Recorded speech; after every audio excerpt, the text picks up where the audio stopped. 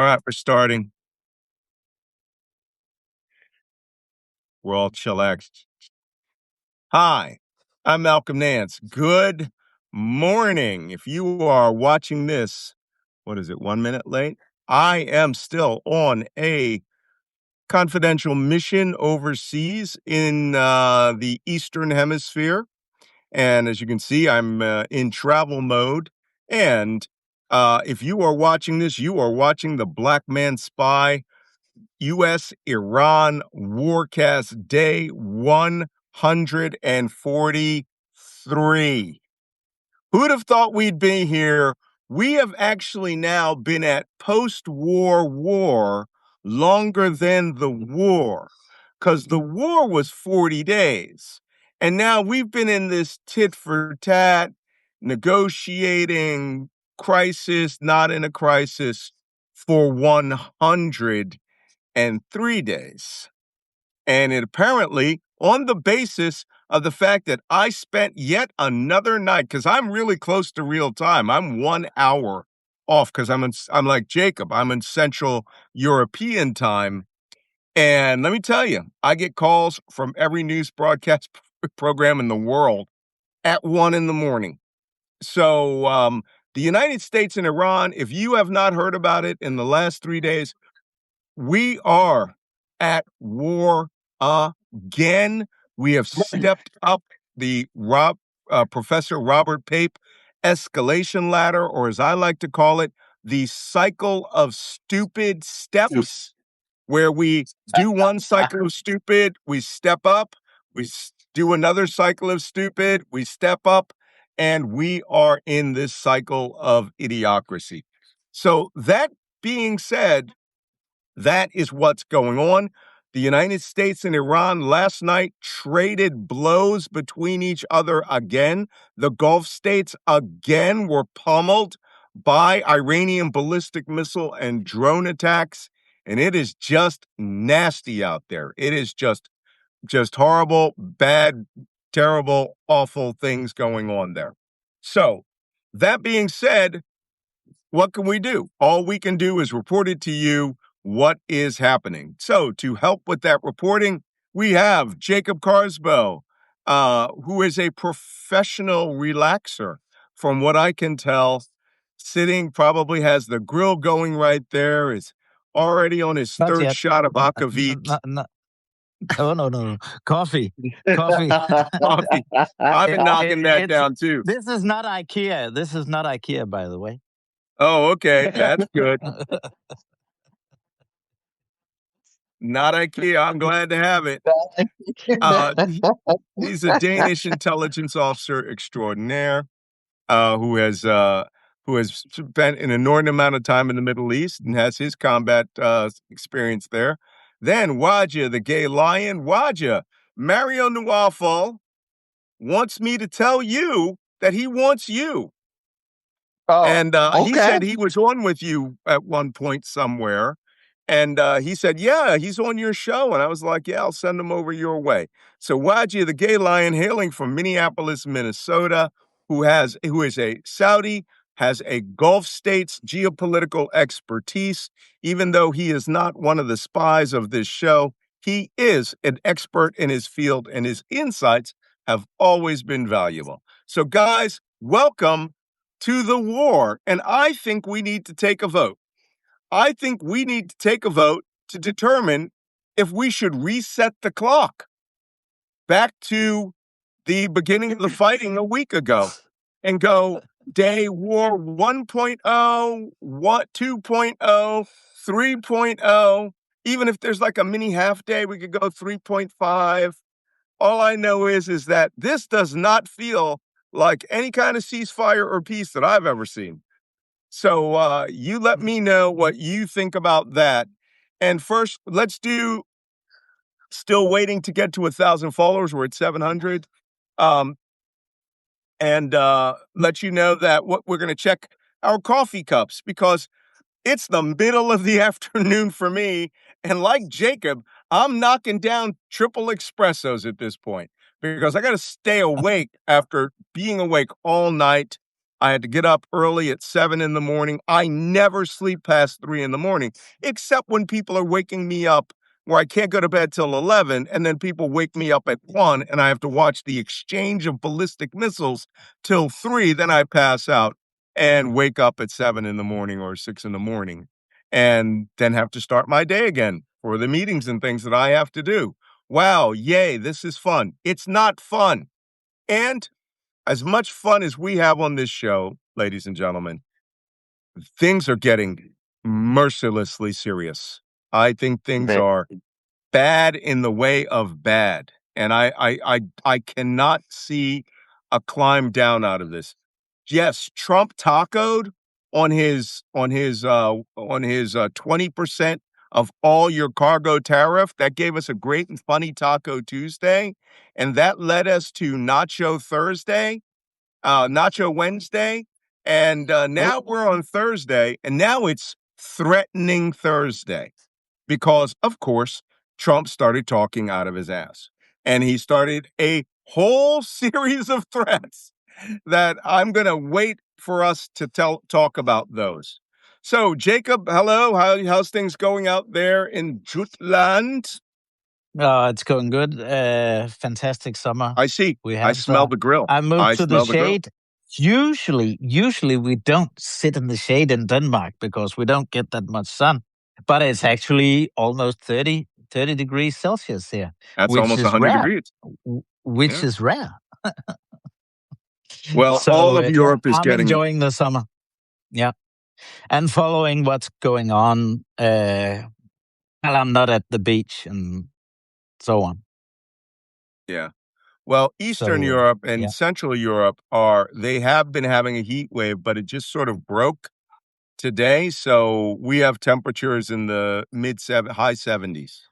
And that's not bad. yeah, But boy, oh boy, oh boy, oh boy. Uh, things could be hotter. Thank God right now they're not, because they were yeah. miserable in Paris the other day. I mean, 100-degree heat with 60-70% humidity, so you're dripping. And, and there's not, I mean, and how many glasses of icy wine can you have in a day? 10, 15? I don't know. I can't That's it. remember. And I have to be at a friend's place down the beach in 45 minutes, so we gotta get cracking Again. soon. Oh. Yeah, Okay, let's because go. he invited me over for a glass of wine. Now that you mentioned it, I see. All right. We are at 900 people. I say the situation is serious enough that we're going to start early. I know people like our light banter. And I'm yeah, seeing all the chats down there in the chat thing. Hydrate electrolytes. Um, the reason I'm wearing sunglasses is I'm in dead sun here, and I'm getting my tan here too. Um, Jacob's going from coffee to wine. That's what Linda Whitey says. yeah, I am. Somebody says, I need to sneak up on you and crash your vacation. My editor is from Copenhagen. She's back in the Jutland Yeah, States too, so we'll yeah, have to talk. yeah, All right, exactly. guys. So, okay, it is serious, the fighting that is going on between the United States and Iran right now. It is very serious. Yesterday, Iran, in its infinite wisdom, um, started the day off, as we talked about on our show yesterday morning, striking two very large crude carriers off of eastern Oman, off the United Arab Emirates in eastern Oman in the northern Indian Ocean. These two ships were damaged. One was set afire and the ship was abandoned. And then that, of course, as you all recall at the end of the show yesterday, we said as soon as 5 o'clock rolls around, the United States is going to start a blasting. Pew, pew. Yeah. 5 o'clock yesterday, which is 1 a.m. time in Iran, the United Yeah, States started blasting. The United States carried out airstrikes. You know, you guys, we could almost make this like a cheer where we say the exact same places every day. They hit Charbahar. They hit Bandar Jazz. They hit Sirik IRGC facility. They hit Bandar Abbas. They hit Hengam Island. They hit, Kishem Island. And not to be outdone, they hit Bushehr, And we are now seeing strikes that are being carried out by U.S. high mobility multiple rocket launch systems in Kuwait, and they are on Bubiyan Island, and they are now firing into southwestern Iran at military targets. Interesting Yeah. because we're choosing to use those instead of airstrikes. But U.S. Carrier-based aircraft struck all around the Persian Gulf again, starting yesterday afternoon Eastern time. Airstrikes went into the middle of the night, which, by the way, would have been our witching hour. We like to strike between midnight and 5 a.m. At 5 a.m., when the sun's coming up, our aircraft are turning and going away, which is interesting because the Iranians, they like to shoot their ballistic missiles between midnight and 5 a.m., and they like to do their last volleys just at the end of twilight at 5 a.m., and then they start lofting the ballistic missiles inside, continuing their last ballistic missile salvos at sunlight like it's significant. They're getting their licks in before the Fajr prayer. So, that being said, starting around midnight, after the United States struck Iran, the Iranian Revolutionary Guard Corps, and we are getting significant reports, the Iranian army is now launching missiles and rockets, the Artesh. So the IRGC, which everybody says is this Gestapo SS force, yes, they are fighting with us. They are yes, they are engaging with the enemy, but now the Iranian army has been tasked by the supreme leader. They are following orders. They are launching drones, they are launching missiles, they are launching rockets and cruise missiles. And they apparently split up the targets of effort yesterday. And I'm going to go over that. I'm going to have to go off camera so I can see the graphic that I have there. But Iran's army and the Iranian Revolutionary Guard Corps fighting in the attack on the nation, and there is no daylight, it appears, between them. Back when this started, Trump thought the Iranian army would mutiny and side with him, right? Now One of their many national. fantasies. One of many fantasies. Oh, that's a good one. As Yeah, far as absolutely. fantasies go, that's an One, excellent one. one. That's full scale fantasy. So that being said, which is now my next favorite saying on this show, other than "I shit you not." That being said, the Artesh and the IRGC struck Bahrain, and I am sorry, the Iranians have it in for Bahrain. I feel that they think that they can crush their air defenses. They attacked the usual suspects, right? Sheikh Issa Air Base. Until yesterday, I thought that the Sheikh Issa Air Base, which is down in the southwest corner of Bahrain, was being attacked to attack the American P-8 Poseidon maritime reconnaissance aircraft and the Triton drones. I have since learned, since yesterday, that 3 days ago, when the first round of attacks hit Bahrain, the United States flew all of its P-8 reconnaissance aircraft out of Bahrain. The United States has abandoned Bahrain for air forces. What do you think of that? I mean, yeah, you're a great Yeah. ally, okay? Yeah. And took all of the reconnaissance aircraft out of Bahrain and moved them to Jordan and Israel. So now U.S. reconnaissance aircraft to get to the Persian Gulf have to fly another hour and 45 minutes just to get to the water over Kuwait, right? Interesting, And but and yes, that's please. one consequence of this. Then you have the political consequences. Because what does that tell Bahrain and all the other Gulf countries? Yeah, you're on your own. You on your Yeah, own. You're on your own. How's that shit working out for you? I Yeah. will make a correction yesterday. Yesterday, I reported that the Iranians fired what appeared to be a Qurm Shah 4 ballistic missile at Bahrain using cluster warheads. There has since been another video of that attack, and it turns out it was not a Qurm Shah 4 ballistic missile with clusters, which means Iran is keeping them safe for Israel, right? They don't want to use them other than for Yeah. Israel. It was a Patriot going up to intercept that got to medium altitude and had a spectacular failure. And it Oh, exploded and came down from space in those clusters in way more than 60 pieces. So I've now the first video, it's happening at high altitude. It looks like a Shah 4. The second video, it happens, you can see it much closer up, and you can see the missile blow up and the trails of the debris coming down. So Bahrain thus far has only been hit with short and medium range Fatah missiles from the IRGC and the Iranian army.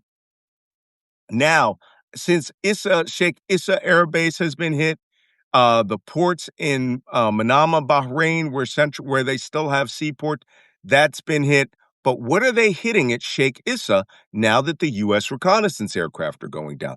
It appears the Iranians are doing a strategy to overwhelm their Patriot missile batteries. Reportedly, a Patriot missile battery and possibly its radar took a direct hit yesterday from one of these missiles. And we will see the battle damage assessment generally comes in a day later, but we will see just how long how long it's been or how long it'll take for us to get the satellite imagery to determine. But apparently the Iranians were going after that and that they were going after other air defense systems to make Bahrain completely helpless. There's reports that the Bahrainis in the last couple of weeks have fired off over 60 Patriots. That's a lot of Patriots. And if they're firing off That's a lot. two per battery, the other day they were attacked with 30 ballistic missiles. So it's possible they fired off 60 in the last few days, which means their inventory is going to be going to the basement. Because, I mean, I don't Yeah, think Ukraine used that many in the first 6 months of the not at war, all. right? Two Not or at three all. a night. Jacob, what do you Not at say? all. And what's the U.S. production capacity Nine a annually? year. Annually, Yeah, it ain't a annually nine. lot. is about 800 800 what? A year? No. Pack 3 interceptors. Pack 3 interceptors, you mean 800 total. We're not making 800 a year. I think it's lower than that. We'll check it No, out. it's pack 2 and 3. Pack 2 I'll and just 3. go and check the Okay. pack 2 and 3 is approx 800. So when you fire off and use your whole stockpile, what's the chance that you'll get, refills? Yeah. At least what we know from a European standpoint is we can't even procure any for Ukraine. Yeah. How So Well, they Well, the could. U.S. just We just gave ain't. Ukraine permission. The U.S. literally just gave permission to Ukraine to make their own. Uh, uh, That'll take 3 years no, no, to get into yes, that yeah, was production. my yeah, next yeah, question. How long yeah, was it going to take for them to get it into production? 3 years Three or more. years. That's him putting the yeah, finger at us. Anyway, yeah, that being exactly. said, Wajeeh, let's talk about the implications of if the United States has pulled all of its aircraft and air defenses out of Bahrain, and Bahrain's pretty much getting their ass kicked on their own. How do you think they'll feel? I think the Iranians are still banking on the Iranian Shia of stepping up and doing something. Well, the Iranian Shia have been oppressed in Bahrain for a minute. And Dir al Jazeera, the defense of the peninsula from the Saudi government, has sent their own Saudi military into Bahrain to kill immediately with live ammunition, gun down these Shi'i opposition members that could be influenced by Iran. The Saudis don't play around. The Bahrainis don't play around. They literally send the Saudi government and like gun them down, and they have learned that lesson several times. So I really doubt the Shi'i community in Bahrain would come out in huge numbers and make these protests. I could see small groups of numbers of people committing terrorist attacks inside of Bahrain. The reality of the situation is that Bahrain is a very, very small island, smaller than Qatar. They are directly connected to the Saudi government with a bridge that takes half an hour to cross each way. That bridge is very. If you hit that bridge, the only other way you can get to Bahrain is by ships or You're by talking plane. about it's called the Ad Dammam Causeway. And That's right. yeah, I've been there. And yeah, and that's how they get to Bahrain to go drink every weekend. That's Not exactly right. joking. Not That's joking. The exactly Saudis right. come over in the thousands every Thursday night to go party in Bahrain and hang out with stewardesses and chase skirt. Yeah. So that being said, well, next, Kuwait took multiple hits yesterday. Ali Al Yeah. Salam Air Base, we talked yesterday about the attacks that hit Port Ashweba at the Amazon of the U.S. military, the Defense Logistics Warehouse contractor, KGL, Kuwait Ground Logistics, and how that facility was destroyed. But interestingly enough, one of the places that was hit at Ali Al Salam Air Base, apparently by a drone and not a ballistic missile, was the very weapon system that was on that base to shoot down drones called CRAM. CRAM stands for Counter Rocket and Aerial, right? Counter Rocket, Air, and Mortars. And what it is a Gatling gun, the same style of R2D2 looking Gatling gun we have on U.S. Navy warships called Sea-Whiz, right? Close in weapon system, and it just hoses the sky down with thousands of bullets. Well, the CRAM at Ali Al Salam was hit by a drone and Wow. apparently destroyed, which means low altitude air Like defense they by did at the CRAM beginning of the yeah, like they did at the beginning of the war at the in U.S. Baghdad. embassy in Iraq. Right, in Yeah, Baghdad, yeah, in right. Baghdad. Yeah, in Yeah. Baghdad. Yeah. So the Iranians are having a grand old time going after things, with a mix of ballistic missiles and other things. We talked about it. They claimed yesterday to have hit the drone ramp at Camp Bueling, which is U.S. Army Central Command forward, and claims to have destroyed many drones. We have no intelligence on that. Once again, And Muwafaq yes, sir. also HIMARS launches. That is the claim. They're That I've claiming not they been able to destroyed HIMARS verify. launchers, but we'll have to Yeah. see about that. Um, then Jordan also came under attack yesterday.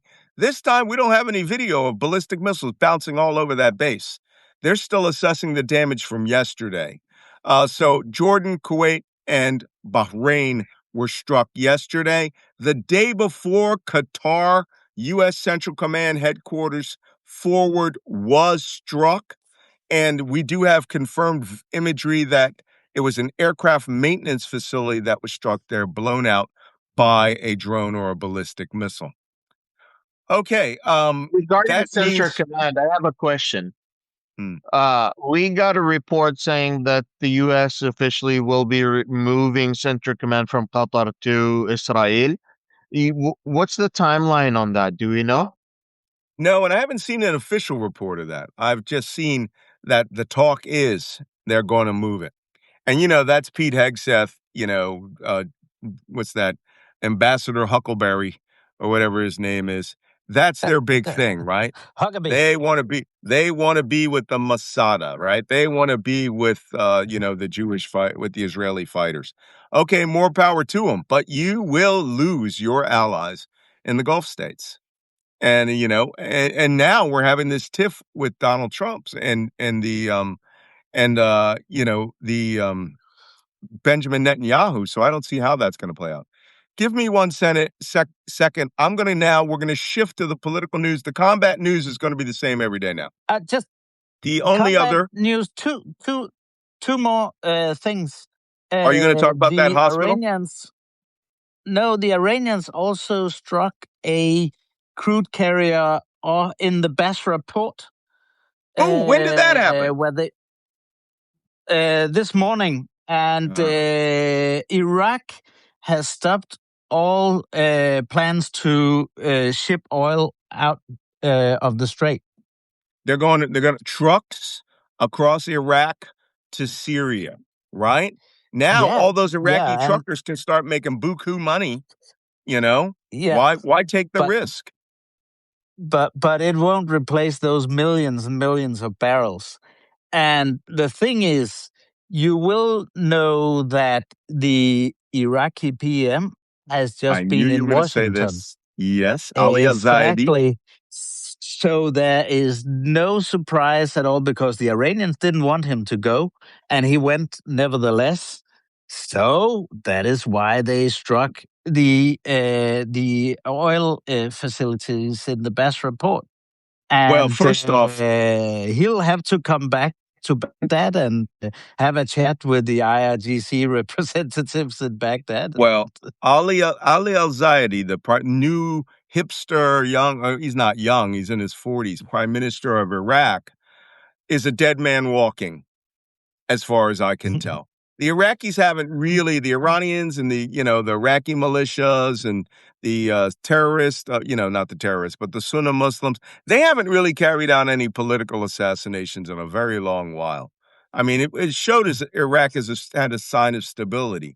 But this guy essentially met with Trump and said, we're going to do everything we can to screw over Iran and the IRGC in a country Yeah. that is overwhelmingly Shia Muslim, 78%, if I'm not mistaken, who view the IRGC and the government of Iraq as allies like this. And he committed, are you ready for this, everybody? To disarming the Hezbollah by November. Yeah, right. Good luck with that. We're going to see the return of suicide bombings. That guy Re- is a dead man walking. regarding attacks, the U.S. government also hit a tanker was headed toward the Iranian Gargile. ports. Yes. The other thing was that Iran publicly came out this time and has threatened that they will start attacking other ship waterways. Wink, wink, Bab al Mandab. Yeah, exactly. That's where they're going next. Like Houthi, Waterways. And other waterways. we're not talking about the Shat al Arab, all right? We're not talking about little rivers in Iran. Okay, we're talking about major thoroughfares for oil. That's significant. There is one last significant act of combat. The United States carrying out strikes from Kuwait in Ahvaz, which is in the southwest of Iran, struck what they called a pipe manufacturing company in the city of Ahvaz because they claim it could someday, those pipes, be used for military purposes for making rockets and blah, blah, blah. In doing so, they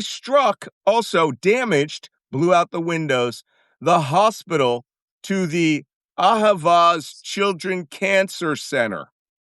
And guess what? Yeah. It's on Google Maps. So don't tell me your maps weren't updated, right? Just because it's next door, if you had strike planners who had the protection of civil personnel guidelines like we had up until Pete Hegseth come, they would have told you to strike on the western side of the camp, not every fucking inch of it, and then have blast debris, windows blown out, because now, guess what we're getting on Iranian television? Damaged hospital with children being wheeled out in the middle of the night. We're going to lose this freaking propaganda war. And now I expect to see another Lego Sacred Honor video about them bombing children's hospitals come out. And guess what is the real tricky thing about Avaz? What's that? Wajeeh, you're going to second me on this. That is the region in Iran with a predominantly Sunni Muslim population. And that's where the Saudis have been cultivating resistance also to trying to gain leverage over the Iranians because the Iranians are using this play in Saudi Arabia and Bahrain and Iraq, everywhere, Syria, everywhere else. So the Essentially Saudis sentencing. have been actually be doing this. And this has actually led to a shadow war in Europe, where the Iranians and the Saudis have been going after each other because of Saudi support for this resistance group in Abbas. Thank you for bringing that to my attention. I had absolutely no idea. If you have a source, I'd really appreciate you sending it to me. Yeah, just Interesting. Google a bit about Abbas, but there's a sizable Sunni Muslim Okay. population in Abbas. Well, now I'm going to go off camera for a bit. I'll still be listening and talking because I've got to read stupid things Trump said. And yesterday there was a bunch of doozies that we'll go for about 10 minutes before we sign off and I turn over question and answer to Wajeeh. But there was some very interesting ones yesterday, and here is one of my favorite. Being interviewed by some Yahoo, President Trump was asked, would the United States go after the IRGC in the same way that we went after ISIS? Okay, well, I got to come back on camera because you need to see the look on my face for that bullshit. What? I can't Like see we him, went but after ISIS? Oh, I'm back. Can you see me now? no. No, But I'm it's still probably a looking. glitch on my end. Oh, it's glitching then because my I can camera's see you all right, Mel. all right. There you go. Yeah. Yeah. What? Okay. Does he not understand that Iran is a country of 93 million people, and to go after the IRGC, you would have to, I don't know, what do you call it, invade Iran? Because we killed ISIS man to man, hand to hand. But here's what I think he's hearing. He's thinking after he fucked the Kurds and fucked the Iranians and fucked the Shah of Iran, Reza Pahlavi Jr., that he's going to get them all back on side and they're going to go, okay, we'll do it with you this time. Also, Why? he made And a who? series of comments yesterday in a video where he said once again, and I shit you not, the Iranian people, we are with you. Ah, Bitch, where mashallah. were you in January when they killed 30,000 of them? Literally ignored them. Literally ignored their deaths and then comes out a month and a half later and goes, oh, yeah, we're going to bomb now.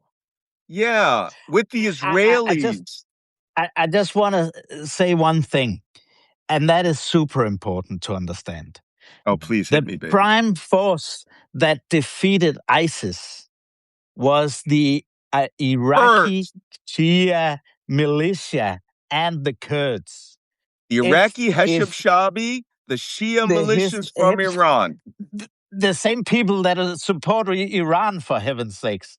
They And were now- IRG equipped by the IRGC, trained by the IRGC, given weapons by the IRGC, still fight for the IRGC. When they fought, when Iran attacked the Baraka nuclear power plant, they didn't fire the Shaheeds from Iran, they fired them from Iraq, from the Yep. Heshid-Shabi, the popular militias. It's Oh. crazy. It hurts my head. Oh my God, I need another double espresso. It's 4 p.m. I'm gonna have to start hitting Negronis and I'll go Aperol and sip spritzes some wine in a second. Okay, that is to it. Get over it. What I'm gonna do is we're gonna cut today's show short so Jacob could go about his business and go have some wine. I'm going to let Wajeeh have his Q&A, and I invite you all to go over to Wajeeh's Q&A and answer the questions, especially these cultural related questions about how the Gulf states are feeling now that the United States is apparently sort of abandoning them. And then lying about them, saying they gave us billions of dollars. They want to give us all sorts of industry. The sheikhs are calling me, begging me with tears in their eyes. Sir Trump, who we honor you, we will give you trillions of dollars for American factories. If only you just stop your 20% tariff on merchant ships, sir. That's how he fucking fantasizes it when he's, that whacking off the 1 inch, in his fresh diapers.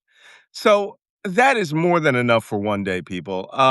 There Yeah. isn't. We expect right now within the United States actually has started daylight attacks in the late afternoon, so we'll see if those occur by noon your time.